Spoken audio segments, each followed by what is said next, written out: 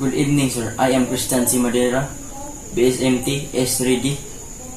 What is the importance of research in your program BSMT and BSMRE? Research in the Bachelor of Science in Maritime Transformation. BSMT and Bachelor of Science in Maritime Engineering BSMRE program is vital for expanding knowledge, developing problem and solving and critical thinking skills, and ensuring students and prepare for the evolving maritime industry. How will this course subject help you fulfill your dream of becoming a successful seafarer? In order to reach my dreams as a seafarer, I will start with an actual experience, apply my knowledge and skills learned, self-discipline, and most of all, communication.